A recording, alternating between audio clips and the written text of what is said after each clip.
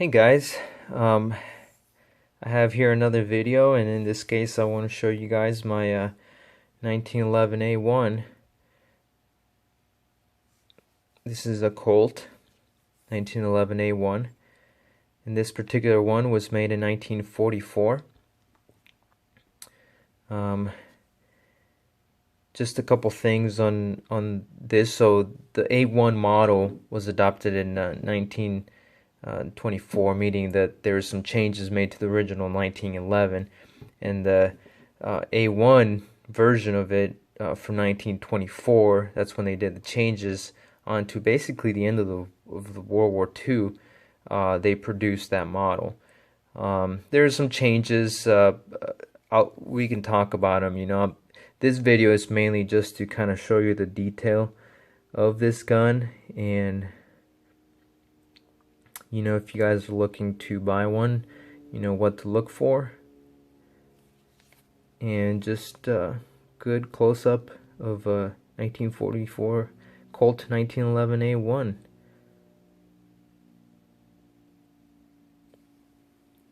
So let's see. So if you're looking, actually, if you have one, if you want to know, what year it was made, you can go to the Colt website and you can input that serial number right there. That would be on your gun, and basically it would just tell you what year it was made, when it was shipped to Springfield Armory. And if you have $100 that you want to gift the Colt, they'll send you this nifty little piece of paper with the same information, nothing else really, just that, and just when it was made, and it's in an official, I guess, Colt letter that I guess you can keep with your gun if you want. So if you notice, after a lot of years, the bluing on it kind of takes on this greenish kind of color, which I personally love. It's kind of cool, but it really shows the heat treatment that they did on the slides to harden the tip. You can see that very distinctly on these guns. As you can see also, since different years, it had different people accepting these firearms. So in this case is the GHD, which is the Brigadier General Guy H. Drury. And he was the one, basically the general officer at that time, that was in charge of accepting these weapons from the Colt manufacturer. And something you want to look for are the P's, the acceptance letter P, which is also on the top of the slide. And then on the other side, reverse side, you'll find the cross cannons, which is a Springfield acceptance mark. This one is about 3/4 of a mark. It's not a full mark, but it's normal. If you have an M1 carbine, M1 Garand, you'll see these were kind of rolled onto the firearms, and sometimes they weren't fully impressed into the metal. But anyways, United States property, serial number. Here you have it. A lot of soldiers brought these back, even though they weren't supposed to. They threatened them with putting them in jail and a lot of other stuff, but they brought a lot of stuff back. Not only Germans and Japanese guns, but they brought their own weapons back. Something that's very iconic is that wide spur hammer that the Colt guns had.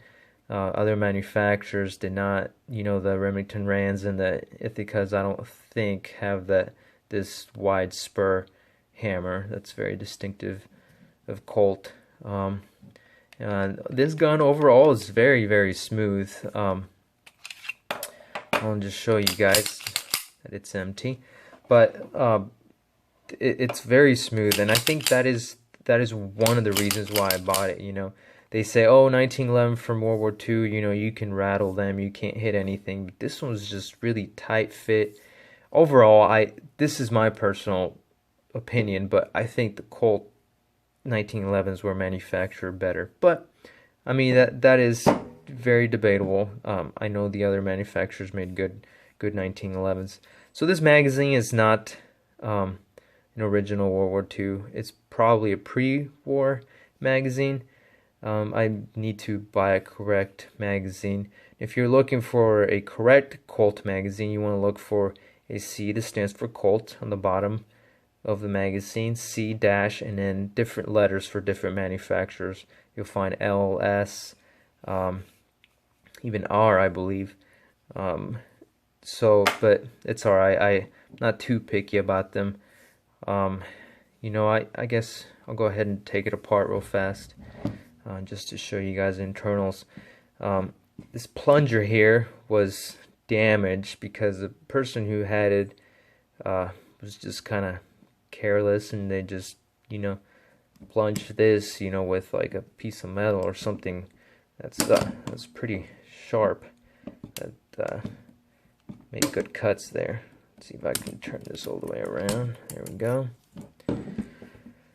So also this dimple was kind of implemented on the later version, so that's something that to look for. This plunger is not in very good shape, but it works. Let's see if I can get here to this connecting notch here. There we go.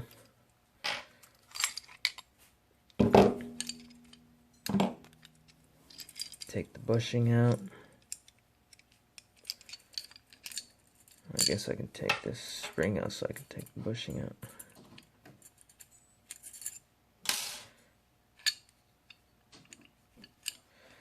Let's see.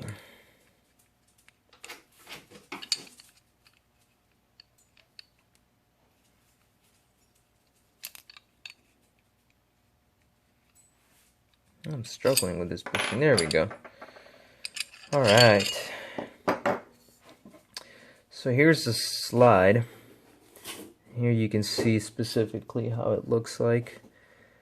Get a close-up of the patent dates, ramping Colt stamp there, and then where it was manufactured. These slides were not serialized, so that is correct. It's okay to, you know, one indication, you know, to see, since they're not serialized, that, you know, the frame and the slide came together is the finish. You know, you'll see a lot of times that replacement slides and the finish on it is either a lot worse or a lot better.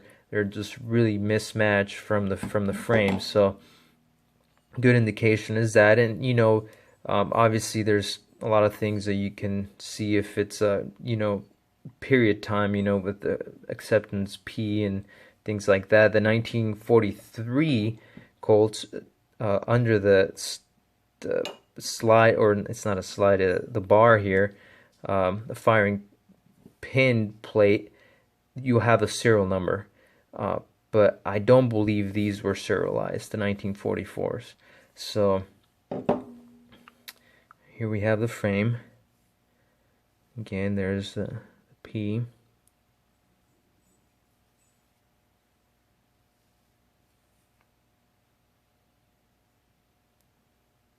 Oh, something that I forgot to mention. If you want to look for a correct 1944, I forgot there's also either a U or a R, I believe. A U and an letter R. That's what you want to look for. It's hard to see here on camera, but that's an indication that, you know, you're looking for a specific year. In this case, 1944. This one has a U back here, and I don't know what it stands for, but it's a marking that they put on the slides. The barrel basically just has Colt 45 Auto, which is the caliber, and then the acceptance letter P right under it.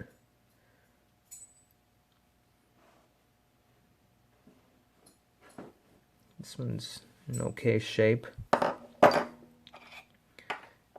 And then the bushing and everything is basically the same. There's no no markings or anything of that sort on those little small pieces. But yeah, let's go ahead and put this back together. So I don't think this spring, to be honest, is original. You know, you think about those old springs being used so much, and all the, you know, tension and you know, everything they went through. This one just looks too good of a shape to, in my opinion, to be real. But I don't know. I think they should be kind of crimped at the back. Well, one of the ends should be crimped, and to be honest, I don't know if this one is. So that could be an indication that that's wrong there, but I don't know. Anyway, so something you want to be careful with reassembling these is as you can tell, the previous owner already kind of did it. Not too bad, but you can damage your frame and scratch the heck out of it reassembling the gun. Basically, because this disconnect lever here, it swings, and it just scratches the heck out of the frame. So, you know, just be careful with it. A lot of people will put painter's tape there just so they don't scratch the finish. I'll try to be careful here on camera just to reassemble it. There we go. I think I got it. So I'll go ahead and assemble this real fast so we can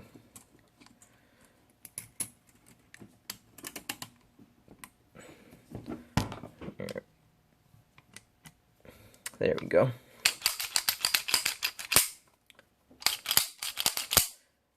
Anyway, so like I said, this one's really smooth and really good shape. Stamp trigger, which is good for this year. And then, so this mark, I was kind of curious for this mark here, and I kind of looked it up, and that is a Colt verification inspector stamp. And basically, it's a VP.